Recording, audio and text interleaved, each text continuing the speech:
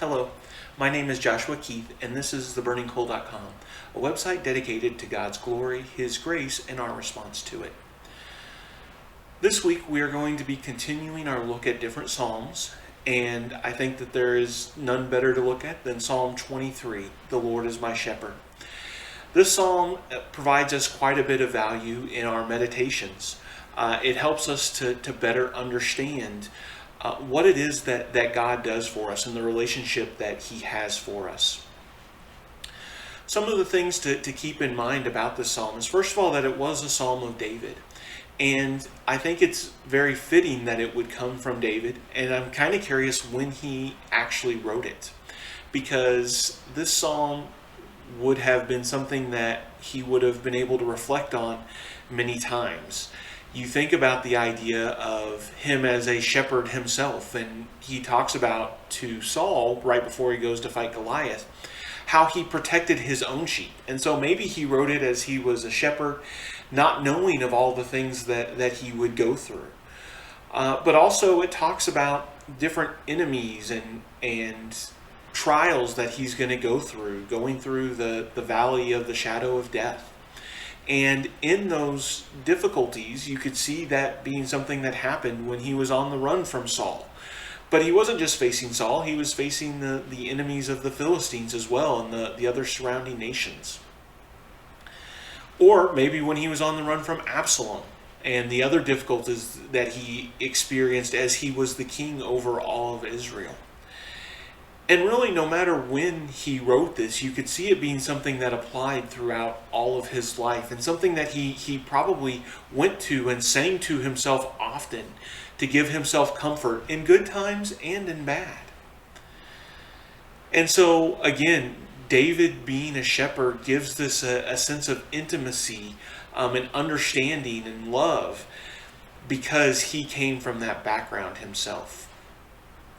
Another thing to keep in mind is the mindset of the Lord is my shepherd. There's some different things that we need to acknowledge when we come to this psalm. And again, we look at the psalm and it provides a lot of peace, a lot of comfort for us during difficult times. But we also need to understand that there are implications for us to get that peace and that comfort. The first is the idea of a shepherd is not just one who provides, but it is one who rules. And in fact, you can look at this as a royal psalm, because the idea of the king being a shepherd is something that's common throughout the Old Testament. And in fact, in 2 Samuel 5, that's what is ascribed to David, is that he is made king so that he could shepherd the people. And with that in mind, we need to understand that this psalm also asserts authority to God. When we look at the idea of the Lord as our shepherd, we're the one who is going to follow him wherever he leads. We are letting his rod and his staff guide us. And so in this is a shepherd who guides sheep, but sheep who are willing and wanting to be led. And so this psalm actually has a hint of humility, not just a hint. There's quite a bit of humility within this psalm. Think about what Jesus says whenever he notices the people. He's gone away, he's had his time to mourn for John passing. And he looks out to the people and he has compassion on them. Why? Because they were like sheep without a shepherd. When we go to this psalm for comfort, we need to remember that we are in fact comparing ourselves to sheep. And it's an apt comparison. But we are acknowledging that it's not within us to guide our own footsteps. That it's not us who knows where to go, who knows how to handle these tough situations. But in fact, that we need to submit to God's authority as king, that we need to listen to what he has to say, to go where he guides us. If we are wanting the comfort that is talked about in this psalm, the joy that is had, and the goodness and mercy that's talked about at the end of it, we need to be willing to go wherever God says. This is a theme that we hit quite a bit in this podcast, on the blogs, but we need to understand that we can't expect to have the comfort of the shepherd just because we recite Psalm 23 and we say that he does these things. But if we're actively rebelling against God, none of these things are going to come to pass. We're not going to be able to have that peace. We're not going to be able to know how to handle the difficult situations.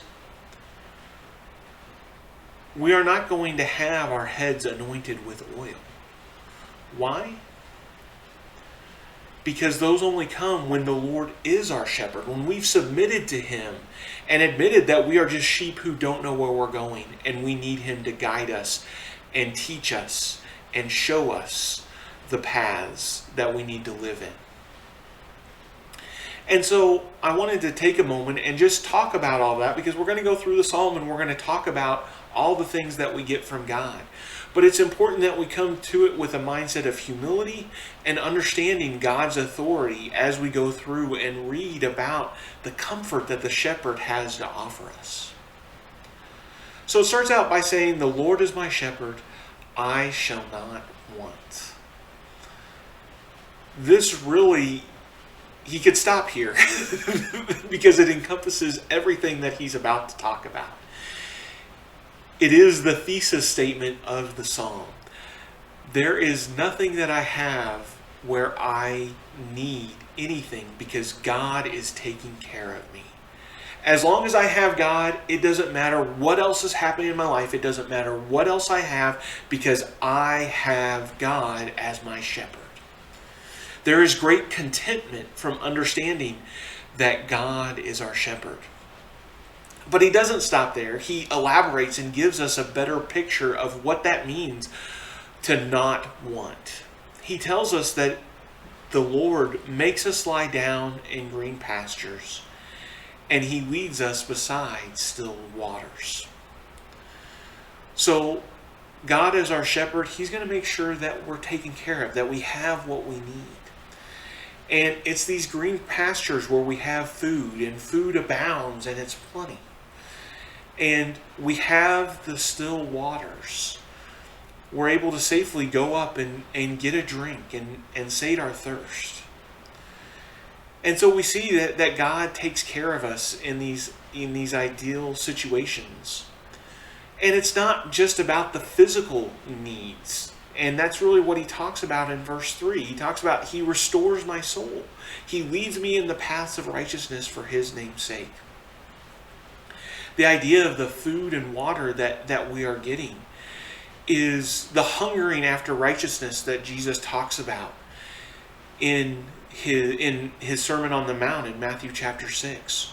Or the water that is living that he tells the Samaritan woman in John chapter 4. It's not about the physical needs that God takes care of, but he gives us all of our spiritual needs. He makes sure that we are well maintained, and he gives us what we need, not for physical life, but for eternal life. He restores our soul. And so in these first couple of verses, we see the ideal scenario. When everything is going good, we should be thankful to God, because God has made it that way for us. God has given us all these blessings that we get to enjoy and luxuriate in. But what about those times when life isn't ideal? What about when it's hard? Even though I walk through the valley of the shadow of death, I will fear no evil, for you are with me. Your rod and your staff, they comfort me. This passage, of course, reminds us of the end of life, but I think David means more than just the end of life. He's talking about all trials. I think about him running through the mountains away from Saul. And he talks about how God gave Saul into his hand whenever he was able to go and take a piece of his cloak. He was running away from Saul. Again, he was trying to stay away from the enemies of God's people. The Philistines obviously hated David. He had killed Goliath. He had killed hundreds and thousands of the Philistine army. And so David had no place to call home. He was on the run. But even at those times, God was with him. God protected him. As we noted in that last example with Saul. Jonathan had complete confidence of this when we looked at the profile of Jonathan. Jonathan's like, you're going to be king. My father knows this.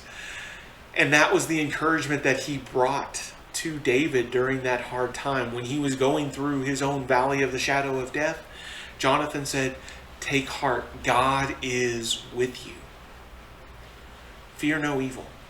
That was the message Jonathan had for him as well. And so David knows that, and he notices that your rod and your staff, they comfort me. Now, when you would think about the idea of the rod and staff, at first it doesn't seem like a comforting piece of utility. But the sheep in these valleys, in these dangerous areas, these dangerous paths that they're walking through, maybe they're going too far away and they're about to fall to their death. And so what does the shepherd do? He takes the staff and he pulls him back away, jerks him away. That doesn't seem very comforting probably in the moment to the sheep. But what it does is it keeps the sheep away from danger. It pulls him away from near death or actual death. And so there is a comfort knowing that if he was about to go somewhere that he shouldn't go, that God would protect him. This harkens back to what we talked about at the very beginning, where we were listening to the authority of God and understanding that this idea of God as that shepherd, he is the one who has the right to take that staff and jerk us back onto the path. He's the one who has the ability to discipline us with his rod because we have gone astray. There are going to be times where things are difficult, where things are hard in our life.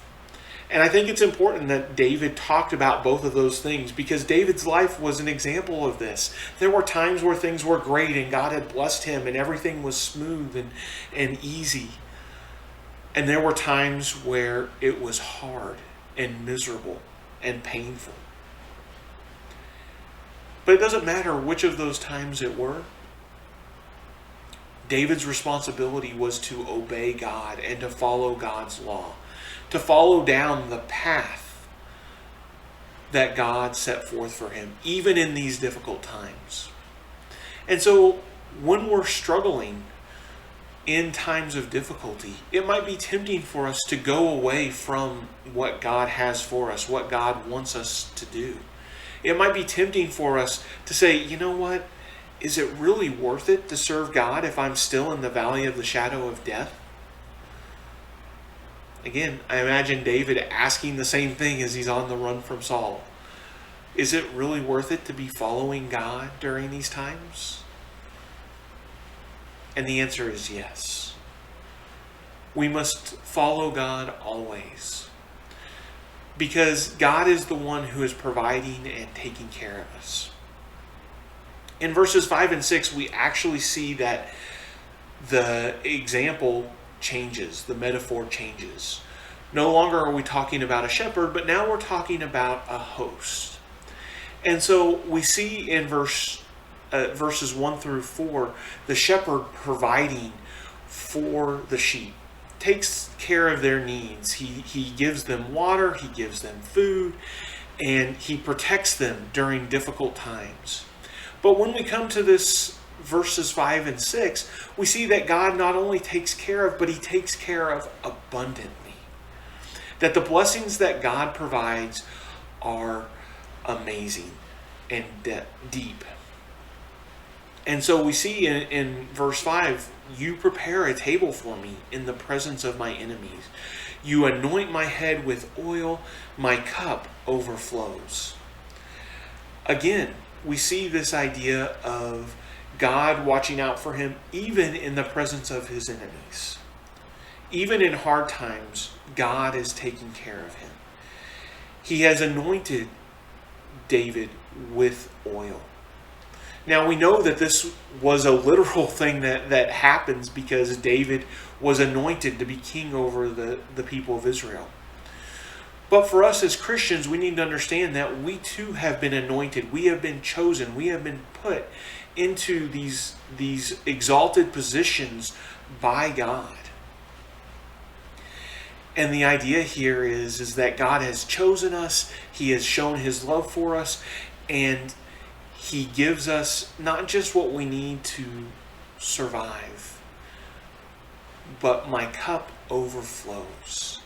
It is overwhelming the amount of benefits and blessings that God has given us. It reminds us as Christians of what Paul says in Ephesians chapter 1, where God has given us all of the blessings of the heavenly places. That God doesn't just give us meager spiritual rations, but instead He gives us everything. He puts us up in heaven with Him. And so the psalmist says, surely goodness and mercy shall follow me all the days of my life, and I shall dwell in the house of the Lord forever. Because God provided for him, he knew that he would have the goodness and mercy of God all the days of his life. Now, again, when you look at David's life, and we don't know exactly when this was written, but when you look at David's life, it wasn't that everything was roses and simple and easy all the time. There were ups and there were downs. But the one thing that remained constant was God's love and God's mercy. And so he was able to dwell in the house of the Lord forever. And of course, when we look at the idea of the house of the Lord there, he's talking about the temple. But that was something that wasn't accessible to David. It was a place where he was not supposed to go. The tabernacle, he was not supposed to enter the tabernacle, and he wasn't allowed to build the temple. In fact, it was Solomon who would wind up building the actual temple. But when you're talking about the house of the Lord as in being in the presence of God, that is something that David had with him all of his life. That God was with him and followed him and blessed him in all things. And we know that there is the spiritual application of this as well. That we are able to have God take us into his dwelling place forever. That David experienced that exact same thing. Not just the physical house of the Lord, but the spiritual house of the Lord.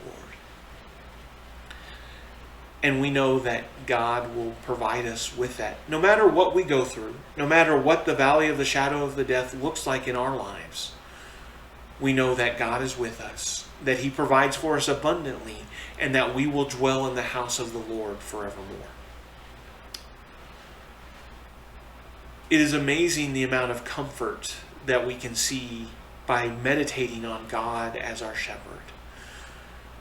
It's important that in good times, when we're beside the still waters, when we're down in the green pastures, that we don't become haughty and arrogant and think, you know what, I do not need the Lord anymore.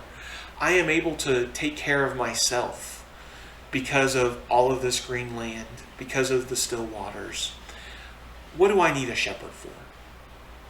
It is at these times that we should understand that the shepherd has brought us there, has given us all these blessings, and that we should be thankful for his leadership to take us there. And when we go through the valley of the shadow of death, it is not time to go on our own. It is not time to try to find another path and see what it is that we can do. Because again, as Scripture states, it is not within us to guide our own steps. But we should rely even more on the shepherd to make sure that we safely carry through. That way we can be before him. We can have his goodness and his mercy in all times. We should always be looking to go to the shepherd, not just for his blessings, but also for his leadership, for his guidance, for his authority. What we see in Psalm 23 is that the Lord is our shepherd. And as long as we follow him, as long as we keep ourselves close to Him, no matter where it takes us, we shall not want. I pray that this lesson has helped you and that you are blessed in your work in God's kingdom.